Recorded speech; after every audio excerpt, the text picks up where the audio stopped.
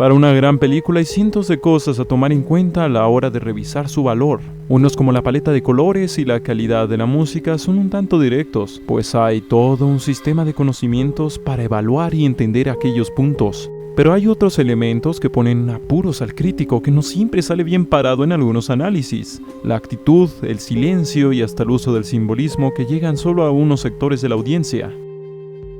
La actitud marca muy ambiguamente el comportamiento de los actores, personajes y hasta de la película en general.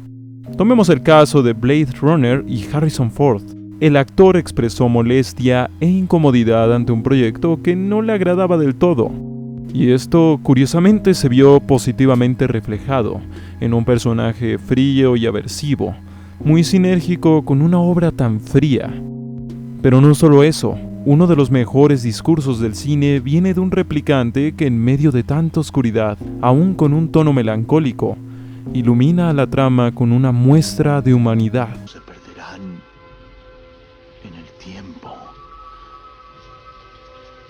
igual que lágrimas en la lluvia. Todo esto sin caer en absurdos, todo esto sin romper el tono de la película. El discurso no estaba en el guión, o al menos eso se dice. Algo tan sencillo y a la vez tan complicado como esto puede elevar una película en las mentes de miles a lo largo de las décadas. La actitud de un personaje de un cineasta reflejada en su obra puede hacer más de lo que se piensa.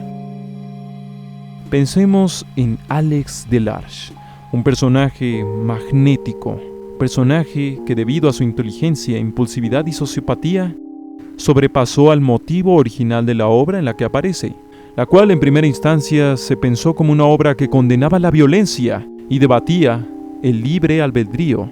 Sin embargo, al final el personaje apabulló por completo los motivos e inspiró oleadas de pandilleros que comenzaron a imitar sus obras. Son varios elementos los que conforman la actitud de un personaje. Sin embargo, lo importante no son los elementos en sí, es cómo mezclas esos elementos y los ejecutas. El héroe, el villano, el maestro, la madre, el hermano de armas, etc. Arquetipos bien definidos y repetidos, pero que se diferencian por la ejecución de los elementos que los conforman.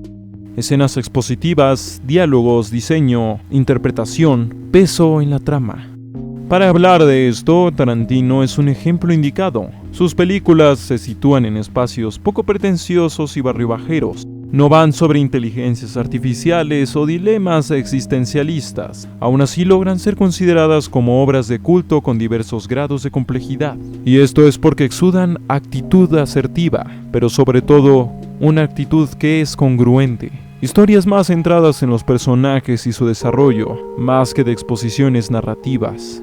Hablemos pues de Jules Winfield, que aparece en la película Pulp Fiction.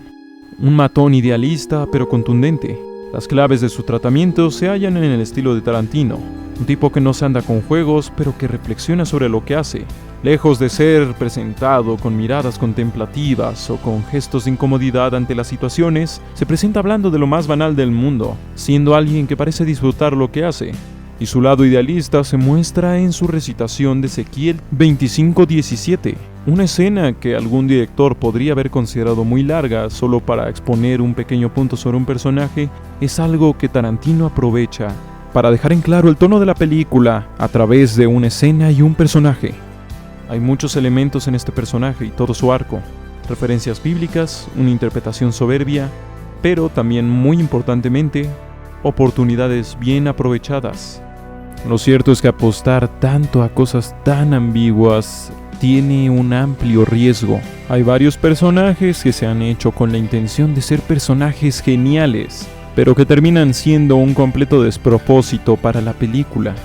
Lo cierto es que no es muy complejo construir un personaje guiándote por el público al que quieres llegar. Podrás tener uno vendetaquillas con facilidad, pero tener un personaje que marque el panorama o se quede en la memoria de miles durante mucho tiempo, ahí es donde radica el reto.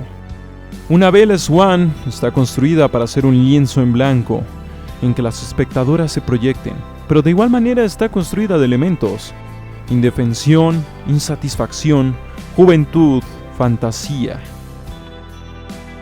Un hombre sin nombre, por su lado, está hecho pensando en una historia, y para representar la bondad en un mundo duro y sin ley.